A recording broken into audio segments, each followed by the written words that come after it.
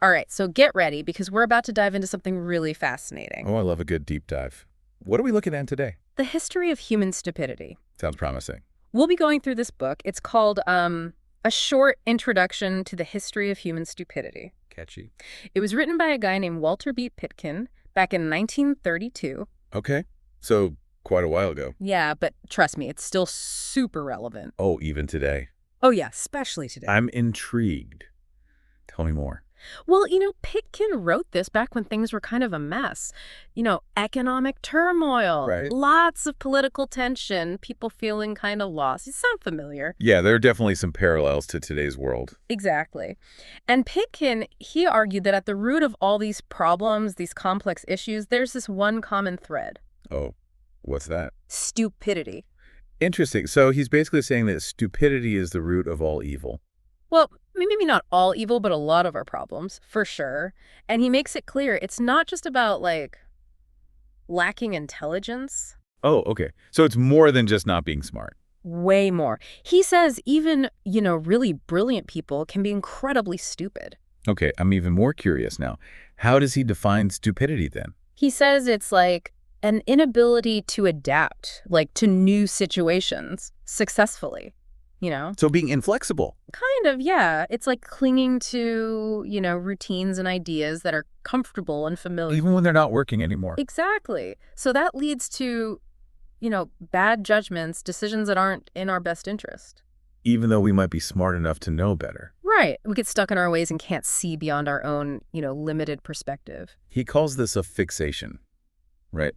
On the familiar. Yes. And to illustrate this, he tells this crazy story about a farmer who had this massive tumor growing on his body. A tumor? Oh, that's awful. Yeah. And it started small, like grapefruit-sized, but it just kept growing, Oh, gosh. For how long? Years, and it got, Yeah. huge, causing him pain, making it hard to even work. You'd think he'd have gone to a doctor right away. Right. But this farmer, he was convinced that it was, just a minor thing, like it would go away on its own. Oh, wow. Even when doctors finally, saw him and urged him to have it removed, he refused. They refused. Why? He just wouldn't budge, clung to this belief that it wasn't a big deal. That's incredible. Talk about ignoring a giant problem. Yeah. Literally. I know, right? And that's exactly what Pitkin means by stupidity. It's not about intelligence. It's about, failing to adapt, failing to use your intelligence to make rational choices. So the farmer had the intelligence, he just wasn't applying it properly. Exactly. And here's the thing. Pitkin says this kind of stupidity isn't limited to individuals. Oh, really? So it's more widespread. Way more. It's a societal phenomenon. It happens across cultures and all throughout history. That's a bold claim. He backs it up. He provides all sorts of examples from ancient Rome to, modern America. So you're saying humans are just inherently stupid? Well, Pitkin suggests there's this constant tension between our intelligence, which drives progress, and this pull towards the familiar and comfortable. I see. It's like we're battling our own instincts. Exactly. Our brains, they crave simplicity, routine, even when those routines are leading to bad outcomes. Stupidity is the easy way out. In a way, yeah. It's like a mental shortcut, It takes less effort, less critical thinking. So you're saying it's a kind of laziness of the mind, a reluctance to think things through. You could say that. It's easier to stick with what we know, even when what we know is wrong. So we might have this inherent tendency towards stupidity, but didn't Pitkin also talk about outside factors? He did. He said those could make things worse. Like what? He even talked about climate, like the actual weather. The weather can make us stupid.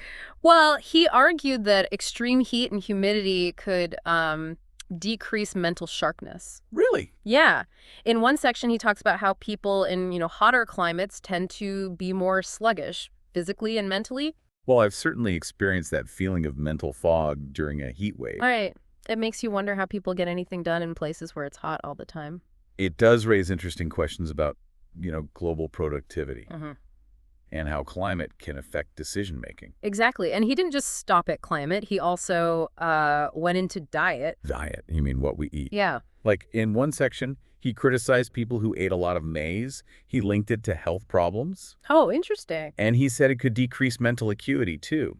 He seemed to think that cultures with more diverse diets were more adaptable. That makes sense. A variety of foods probably leads to a variety of nutrients for the brain. And Pitkin also talked about overwork and fatigue, especially in industrialized societies. Oh, I can definitely relate to that. He said it could, like, impair our judgment. Like, our brains are just too tired to function properly. Yeah, it's like information overload. You just can't process anything anymore. Right. And then to make matters worse, there's the whole issue of drugs. He's talking about, like, excessive use of alcohol, tobacco, even coffee. He says those things make you stupid. He says they can cloud your judgment. And he actually cited statistics showing that countries with high drug consumption, well, they tended to make some pretty questionable decisions. So all these external factors, they sort of create the perfect conditions for stupidity to thrive. Right. And what's really fascinating is how Pitkin then connects all of these individual and societal factors to the bigger picture of history. Okay, I'm listening. He argues that this widespread stupidity, it's actually shaped the course of events, like in really profound ways. Give me an example. Well, he talks about the Irish potato famine. The potato famine. How does that relate to stupidity? Well, Pitkin says the Irish, they relied so heavily on, just potatoes, even though they were warned about the dangers of, putting all their eggs in one basket, and then boom, blight wipes out the harvest and they're left with mass starvation. Tragic. But I can see his point. He's saying it wasn't just bad luck, it was a collective failure to adapt, to heed the advice of experts. Okay, so that's one example. What else? He also talks about the failure of prohibition in America, banning alcohol. Right. He says that was well-intentioned, but poorly thought out. It didn't stop people from drinking. It just created a huge black market, empowered organized crime. Another example of good intentions gone wrong. And he analyzes this Russian military campaign, too, in 1924. Russia. Yeah. It was led by this brilliant strategist, this guy named Wu Pei-fu, but he made a series of, really baffling decisions, and it led to a crushing defeat. So even military geniuses aren't immune to making stupid mistakes. It seems not. Pitkin uses this to show that even the smartest people can fall prey to, stupidity, especially when they fail to adapt or they overestimate their own abilities, or ignore crucial information. That is a sobering thought. It is. But before we get too down on ourselves, I want to hear more about this spectrum of stupidity that Pitkin describes. The spectrum of stupidity. What's that all about? Well, it's not about, putting people into categories like stupid or not stupid. Okay, so it's not like a ranking system? No, not at all. He's saying stupidity, it's not confined to any particular group or social class. It's something we all share. A universal human trait. Exactly. Yeah. But it shows up in different ways depending on, the situation, the context. He's more interested in the patterns of behavior and thinking that lead to, not so smart outcomes. Okay, I get it. So stupidity is a universal problem. But if it's so detrimental, why haven't we evolved past it? You'd think natural selection would favor the smarter, more adaptable folks. Right. That's a great point. And Pitkin actually addresses this. He suggests that while intelligence is, essential for progress, there's this other strong evolutionary drive. To conserve energy. To be lazy. Well, not exactly lazy, but our brains, they're wired to seek comfort and routine. Even when those routines, they're not really serving us anymore. So it's like our brains are trying to be efficient, but sometimes that efficiency backfires. Yeah, you can put it that way. He even says that sometimes intelligence can contribute to stupidity. Wait, what? How is that possible? Well, he has this whole section on creative imagination. And he argues that too much imagination, if it's not grounded in reality, can lead to, impractical ideas, flights of fancy. So too much daydreaming can be a bad thing. It can be, if you're not careful. He stresses that we need to balance that creativity with critical thinking and a good dose of, pragmatism. Keep it real. Exactly. And he gives a good example of this. Remember that Chinese general we talked about, Wu Pei-fu? The one who made those disastrous military decisions? Yes.